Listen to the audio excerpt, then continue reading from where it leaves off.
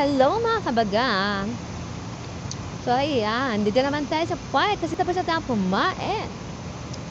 So maglakad-lakad muna tayo para matagtag ating sinayan. Medyo mainit pa rin naman pero okay lang kasi may mga puno.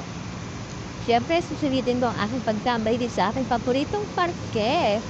Pero ilang araw na lang hindi na tayo makatambay dito sa ating favorite park. O diba? Samahan niyo ako, dito tayo magtambay. Aking paborito. Tignan niyo mga kabagay, mga ibon. Tignan niyo mga ibon, mga kabagang ko. Nagtatanghalian na rin sila. Naghahanap na rin sila ng kanilang mga pagkain. O, diba? Palipad din natin sila. Lipad, lipad. O, diba? Ang galing. Disturbo yung ibon. So, ayan. Dito tayo sa ating paboritong place. Dito tayo sa ating upuan. Tambay lang muna tayo.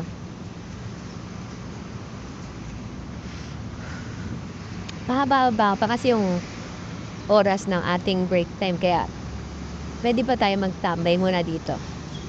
Habang nagmamasid, nagbe-view, nagsisightseeing sa ating parke. Ipabukas yung fountain kasi mamaya pa ang hapon.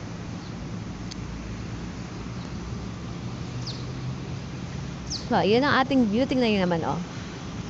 Iba-iba ang mga building, iba-iba ang mga shape at taas. So, diba? Yun lang naman usual na makikita dito sa Abu Dhabi. Siyempre, tingnan natin. Tingnan nyo, isang puno. May ibon na nag-iisa siya. Ayan, kita nyo ba? Mag-isa lang siya. Galing ng ibon, no? Hindi sila nalalaglag kahit nasa mataas. So, ayan mga kamagang. Tambay muna tayo.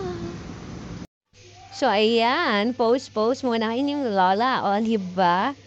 Ang hirap mag-isa. Wala kang tagapuha. Posing lang muna. O, sightseeing. O, diba?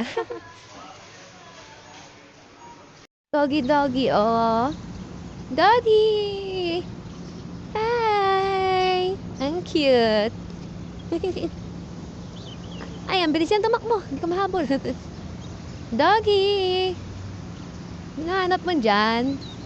O, diba? Cute ng doggy.